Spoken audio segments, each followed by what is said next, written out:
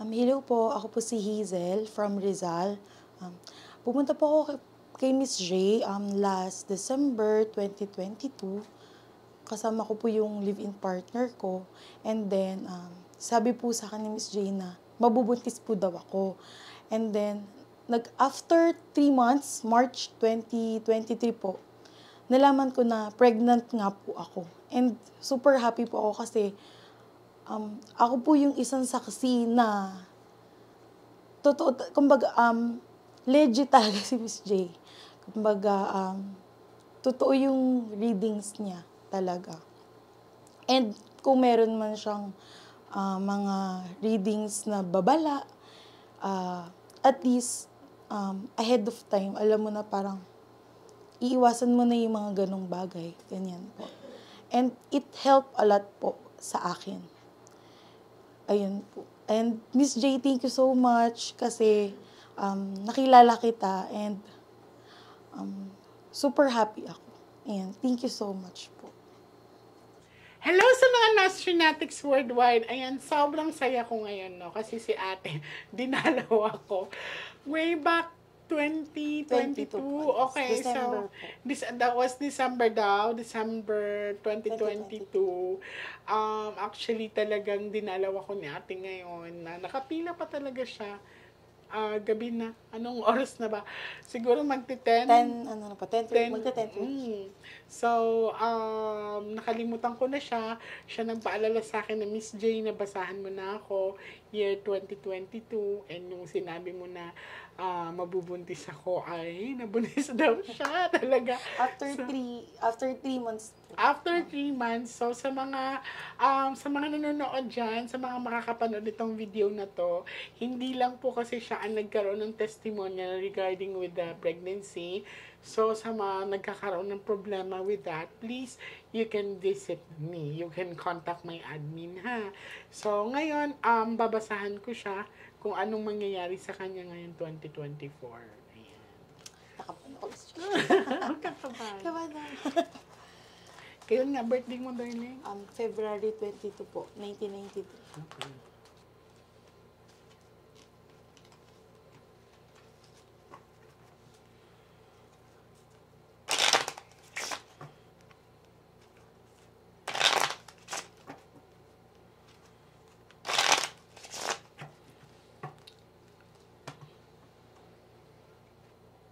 Okay, now darling, I want you to focus.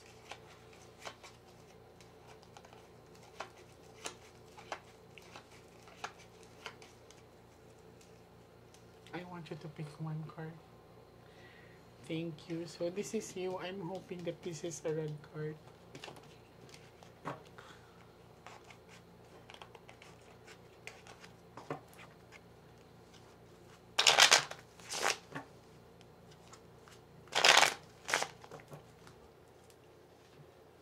Cut the cards into 3. Almost 2 years yan yata, no? Isa't kalahating yun. Kaya na ako nadalaw ni ate.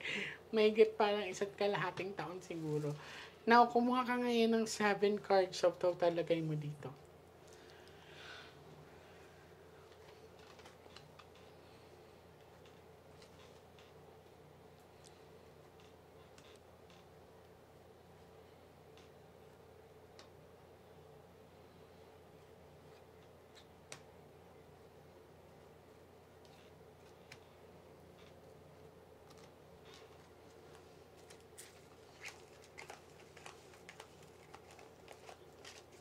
So this is you. I'm hoping that this is a red card. Okay, you're a flower. So, ngayon, kailangan mo lang talaga ingatan yung emotions mo. Yan, kasi medyo may pagdadaanan ka or dadaan ka sa stressful na decision making. Kasi ang flower is sensitive yan. Ang flower is change of movement kasi yan. So, may mood swings ka. Money-wise. Wow, for a pera, darling. I'm very happy. Now, this is a money. No? Kung mapapansin mo, walang tao dito. At saka kung mapapansin mo, nakagitna. Kaya pala, sabi ko sa'yo, mag-ingat ka ngayon. kasi dadaan ka sa problem. No? Hindi pa in-specify dito ng baraha, may hospitalization akong nakikita. So, wala pang tao dito. Titingnan natin. Maaling one of your family member. Okay?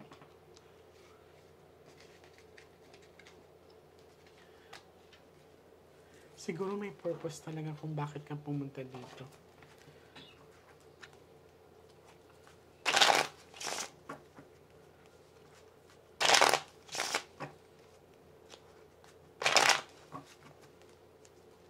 Cut the cards into 3.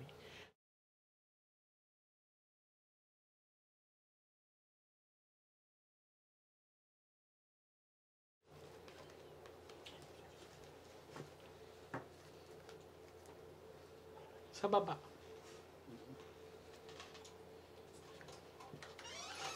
Kuha ka ng 9 cards, so talagay mo dito.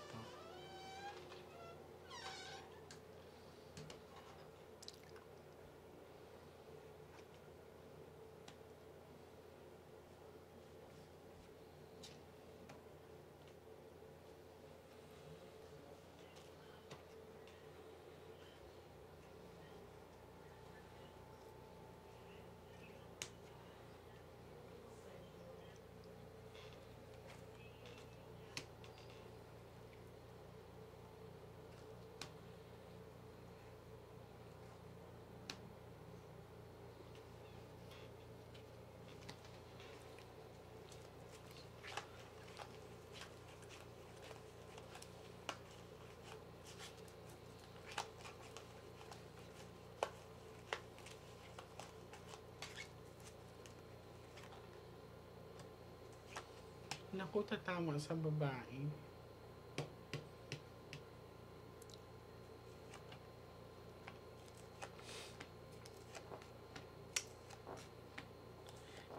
May hospitalization ka, darling.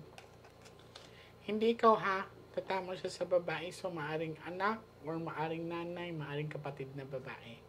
So, please, if in any case na merong ganung incident, let me know ha.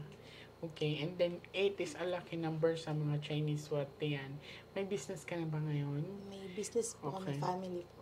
Family business. Okay, so this one is tuloy-tuloy naman daw. Huwag mo daw bitawan kung ano meron kayo. But the card is telling me as well, if you want to have another or additional business line, is the food industry ka. Okay, so anong nasa isipan mo? Anong plano mo? Balim, nagpa-plan up po kami kasi ngayon po, bali may nabili po kaming lot. Parang corner lot po kasi house namin. Yung kabilang lot po, nakuha Nabili namin mo. siya. Parang yung half po nun, ginawa naming apartment. Yung And then- parang taas po siya. 3 pinto. Then yung sa baba po, parang pinaayos po ng parents ko. Parang open area po siya na parang garden siya na may kubo, ganyan po. Parang ano po kami, nag-iisip po kami, nagpa-plan po kami ng mga kapatid ko po na, Okay, very na nice. food, parang food business po. Okay. Ayun. Tuloy mo ha.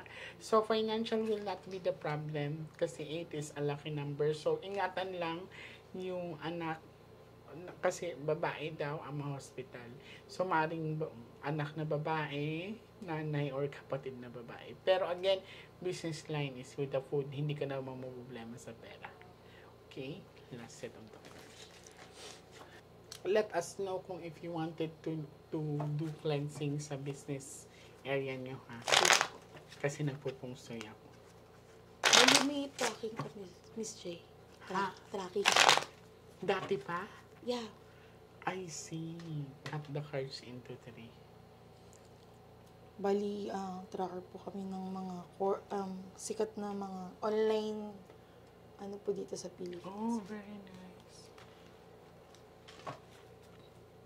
Money is not the problem. Kuha ka ng last 12 cards on top.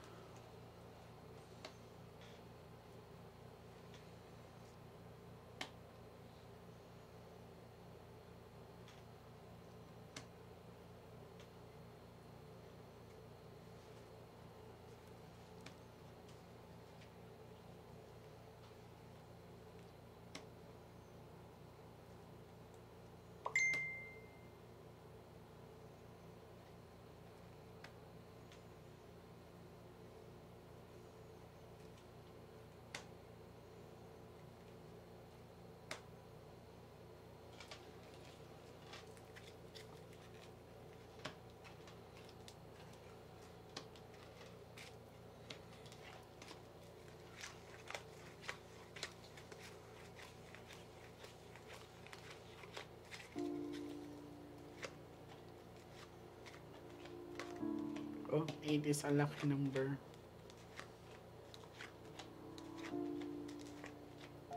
Oh, babae talaga ang maapektuhan din. Okay, so ikaw kasi to. So again, the aura that I'm seeing right now for hospitalization, it's very clear, is babaeng tatamaan. So if in any case na may event nga na ganyan ha, let me know, balik ka kaagad sa akin para matulungan kita. Wala namang barang, walang kulang, walang panipadahangin, but balik ka lang sa akin pag magkaroon ng konting problema. Okay? Thank you so much, darling, and God bless you. Thank you. Mag-ingat ka palagi. Thank you. Thank you po.